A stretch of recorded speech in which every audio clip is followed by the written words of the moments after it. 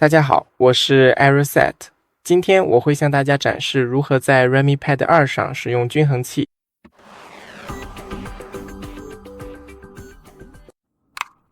首先进入设置，然后找到声音选项，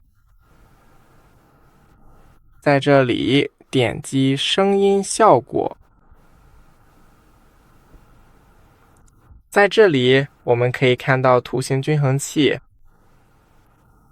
我们还可以选择一些预设，比如摇滚、爵士、流行、古典、嘻哈、蓝调、电子和金属。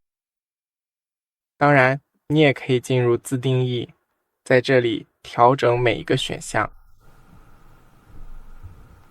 根据你的喜好进行调整。